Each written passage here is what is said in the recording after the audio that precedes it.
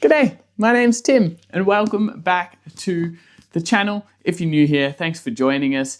In today's video, I'm going to take you over what I read in the month of May and what I'm planning to read in the month of June. I've spent the morning listening to Blink 182 and writing. I needed a break from that and I had planned to film a different video in the sunshine, but the sunshine disappeared again. So instead, I'm filming a video of what I've read recently and what I plan to read next, and delaying the video I had planned to film today until the next sunny day hits the calendar, because the sun is important for that video and might have to do with summer reads. So if you're interested in that list, subscribe to the channel and let's jump in. I just went back and looked at when I filmed one of these videos last time, and it was March going into April, and I talked about how I dislocated my shoulder in the month of March. Well, guess what? I dislocated my shoulder again 2 days ago, so there could be some weird reading on the horizon, but yeah. May was a really good month and June has a pretty good list of books. I also got told recently that I do a poor job of self-promotion. So if you like this video, make sure you like it, make sure you subscribe, share it with a friend, because your support goes a long way in this creative journey. So without further ado, here's what I read in the month of May and what I'm planning to read in the month of June. All right, I'm going to start off with an absolute classic. We have The East of Eden by John Steinbeck. If I'm being truthful, I don't feel like I am quite ready to talk about this book. It was a masterpiece in storytelling. It was a crafted novel where you felt like every word had been chosen deliberately to tell a story in the way that it was meant to be told. I laughed, I cried, I fell down into this epic novel and felt like I didn't stand up until I finished it. East of Eden is this epic, sprawling novel that explores the human condition, the human struggle, but it also explores the difference between good and evil and the decisions that we make that lead us there, and our environmental decisions that impact how we end up either good or evil, and maybe blurring the lines between what good and evil actually is. And what I found more than anything was it was this declaration towards the power of free will and what that allows for us as humans. This is an epic generational saga which explores the good and evil of two families that become intertwined, and particularly two brothers and how their lives are impacted as they go through the course of them. It's set in the Californian Salinas Valley, and there's a cast of characters that are intertwined and interwebbed. And I'm not going to go too plot heavy on this. I think that it is a must read, and I think that me explaining it doesn't do it justice. It doesn't even really give you much of a blurb. You just go into this thing somewhat blind. What I didn't realize when I started and finished reading this until I was talking about it with someone recently is it's almost like this modern retelling of the Cain and Abel story, which I thought was really interesting. What I felt throughout this was this rare mix of emotion of Steinbeck telling us this story that felt really, really close to him and really far away from you. And as the course of this novel unfolds, you feel closer and closer to the story and the character and the place in a way that really was captivating and really grips you and feels like it reels you all the way in, but also has this level of you feel like it becomes part of your story. And if I'm being frank, I still feel like I'm working out how I feel about East of Eden in real time. It hasn't quite sunk in for me yet. I finished it about 2 weeks ago now, and I'm still thinking about it a lot. And there are still things that I haven't quite understood or taken away from this book, but I feel like it's a bit of a slow burn. It's a chunky novel, but I also think it's a slow burn after the fact. And I think it is one of those stories that's going to stick with me for a really long time. This was also a shocking novel to try read at the same time as editing my first book. If you want to feel like a failure, that's a pretty good way to go about doing it. All that to say, a stunning novel. I loved it. 5 stars for me, and I'd like to reflect on it a little bit more and come back and share in the coming weeks. Next up is a book that I listened to on audio, London Falling by Patrick Keefe. Now, this book, if I'm being honest with you, wasn't quite for me. It follows the story of a 19-year-old who mysteriously dies in London. They discover after the fact is Zach Butler was a middle-class kid in London and got mixed up in the wrong crowd and wanted to be a big shot and started acting as an imposter, and things went wrong. He wanted the money, he wanted the success, he wanted the fame, and it didn't quite work out that way. It's a true crime story, a compulsive tale of money, lies, and an unnecessary tragedy. And to be clear, I didn't think the book was poorly done. It just didn't interest me as much as I thought it would from the initial premise. I felt like it went back and forth in this way that I just didn't really connect with, and I found myself probably halfway through and just didn't feel connected to the story or the characters. And I think part of it was real life. I think part of it was I was reading it at the wrong time. I think part of it was that it feels very relevant to that young man masculinity space, and it's a hard world to enter. So while I wouldn't recommend it and it wasn't necessarily for me, it might be for you. I don't think it's a bad book. I think it's well done. I think it's well written. Patrick Keefe does a fantastic job at the research and tying it all together. It just didn't fit me, and that's okay. We'll move on to the next. The next book I read in May was Seed by Bree Lee. I swallowed this in 2 days. My mum brought me this one back from Australia, which is very kind of her because I can't get it here in Canada. But Seed follows the story of a seed vault tucked away deep in Antarctica. It is a propulsive, icy eco-thriller, and there are 2 scientists that are set in Antarctica, and everything goes wrong when they were meant to get picked up from their helicopter, and the helicopter doesn't show. We've got Mitchell, who is part of the global antinatalist movement, as well as being a brilliant biologist and an environmentalist. And then we have Francis, who is an equality-seeking scientist with a love for Antarctica. They are the only 2 that go out to this research station during this weather window. And it is this fascinating story of where you've got these 2 really polarizing characters that kind of meet in the middle, that connect. But it's a love story. It is a declaration to our planet and our environment. It's a love story towards our planet and who we are as people. And it is set with this constant ticking. It feels like a ticking time bomb as you're reading it. It almost feels, and I don't know if this was deliberate by Bree Lee, but what I felt throughout this thing was this timing of the pace starts slow and speeds up, and you feel like you're coming to the end of the universe as we know it. You feel like you're coming to the end and heading into this climate change movement. You feel like it is about to collapse in on you, and that is how climate change feels, and that is the anxiety that propels through your body as you are thinking about these things on a global scale. Which is to say, she bloody nailed it. That's Bree Lee, Seed. Highly recommend. Sensational. It's up there for one of my books of the year, I think. And the final book that I read in May was The Midnight Train by Matt Haig.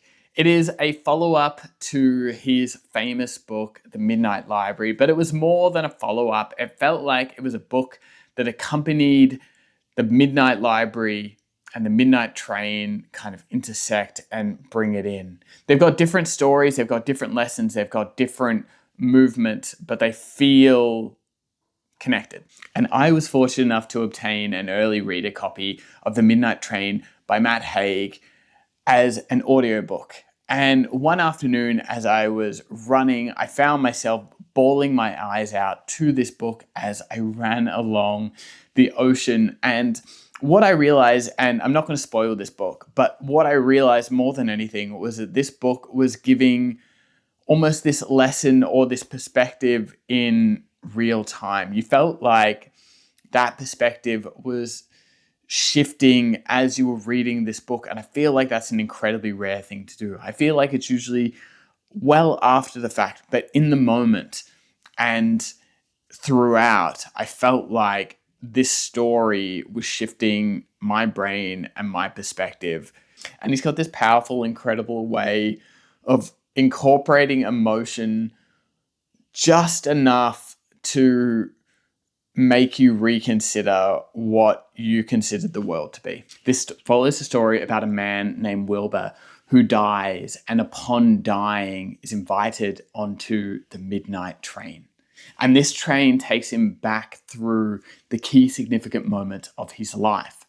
And then he gets to watch them and re-experience them again as a ghost, but really as a fly on the wall looking down at his life, and he gets to see it from a new perspective, realizing his mistakes, realizing that the choices that he made on reflection were the wrong choices. And let's just say he's got a few regrets. The Midnight Train is a love story at its core, but it is a lens of perspective, and it's a time travel story that takes us through our own moments at the same time as taking us through Wilbur's to experience those moments that perhaps we had, that perhaps we would change, that perhaps we still have time to change. And all that to say, who doesn't love trains? I love trains. I love how they move. I love how they feel. I love trains, man.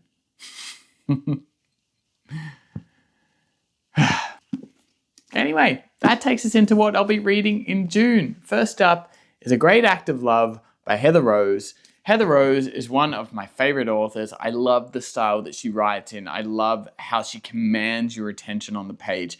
I love how she uses language to describe and create a world. You feel like you can see it in the moment of time, and that is Heather Rose. This follows the story of a woman in 1839 who leaves London and heads to Hobart, Tasmania, or Van Diemen's Land as it was known then, with a boy in her care. She is of well means, and her plan is to establish a new life there. And then she needs to establish a life in 1839, Hobart, Tasmania, navigating the colony that already exists, creating opportunities for herself, finding a place to live. But Caroline is carrying a secret, and it has led her all the way to Tasmania. So will it be brought to light or not? I'm 150 pages in, and this is absolutely sensational thus far. I'm almost questioning why I'm making this video, because I should be reading this book.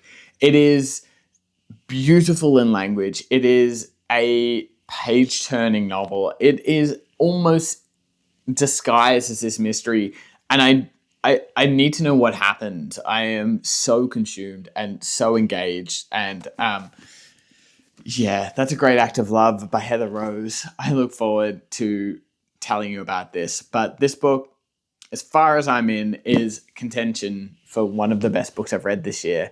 And I've read some really good books. I'm picking some absolute winners at the moment, which is pretty sweet. Yeah, Great Act of Love, Heather Rose.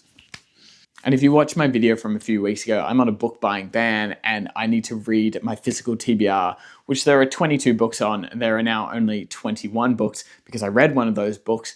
But if you want to check out that video, it's up in the corner there at some stage. But it means I'm choosing books solely from that video. There's no books outside of that because I need to read those books first. So yeah, I've got a bit of a choice, but I also don't have that much of a choice, if that makes sense. And I've got 2 more books on this June list as I get a little bit more time to read this month because I am once again injured and can't do as much stuff as I would like to do, which means a lot more sitting in the park in the sunshine and reading. But the next one on that list is First Person by Richard Flanagan. You can't really see it on that side. Richard Flanagan is one of my favorite authors of all time, and this wasn't really a book that I had planned to read this month, but there was a gentleman that came into the bookstore the other day, and I had recommended him a Richard Flanagan book a few months back. A Narrow Road to the Deep North is the book that I recommended him which won the Man Booker Prize in 2014, if anyone was interested. And in doing so, he ordered another Richard Flanagan book, and it made me miss reading Richard Flanagan's writing. So there's a few more in Richard Flanagan's collection that I have not read yet, but I would like to. And this is a little bit of a chunky one. I picked up secondhand maybe 6 months ago, and yeah, I'm due to read it. I actually don't know that much about it, and I don't really like going into Flanagan books knowing too much about them because it takes away some of the magic. But yeah, I look forward to just diving into a writer who uses magical realism, who uses the real world, who turns up the contrast and everything and just makes everything feel alive, but with a really important message as the underlying core of his work. Yeah, Richard Flanagan, first person. I'll let you know how that one goes. Guys, these are pretty fun videos to make. I like talking about books, even if it is just to a camera at the moment. I know that someone at some point in time will be watching this, so I appreciate you getting to this point of the video because it's fun to talk about books. Okay, the last one I've got on this list for the month of June is, actually, I think I'm changing my mind in real time. Hold on a minute. Actually, I will not be changing my mind. Always Home, Always Homesick by Hannah Kent. I'm going to read this because I have been tremendously homesick recently, and this follows the journey of Hannah Kent, who goes to Iceland when she's 17 on exchange, not knowing the language, not knowing anything about Iceland, coming all the way from Australia and having an experience. But the way that she talks about Iceland and the landscape and the place and the people and the culture is just how I feel about Canada, but at the same time, knowing that I'm really far away from home is never an easy thing. And yeah, this is like a memoir-esque kind of bit of work. The cover itself, as I talked about in the last video, gorgeous, stunning. My mum brought me this bun back from Australia, so that helps too, and because I'm always homesick. And the irony is that I spent all of my life being away sick, got away from home, spent a couple of years away from home, and now I'm homesick all the time, which is crazy. But that just reflects the lovely people that I am fortunate enough to have in my life, both here and there and all over the place. So yeah, I feel really lucky, man. So yeah, plan to read in the month of June. It's been a lovely reading month, and I am sure the next month of reading will also be swell. What I have noticed is the sun is back out, so perhaps I will go film that video after all to get it out to you guys here. But in the meantime, thank you for joining me. Thank you for being here. It means so much. And as someone that talks about books and their love of writing and writing itself on the internet, it means a lot that you watch and you give me your time. It doesn't go unnoticed. It doesn't go unappreciated. Whether it's one person watching or hundreds of people watching, it doesn't really matter to me. And all that to say that at times you get caught up in the results and the numbers and all the other crap. But right now, this is almost a reminder to me as much as it is to you, the making of the thing itself. That's pretty sweet, and that's what I love to do. And as this camera is about to overheat, I'm going to go. But thank you for joining me. Thank you for being here. Be kind to yourself. Be kind to one another. And I'll see you back here for the next one. Anyway, cheers.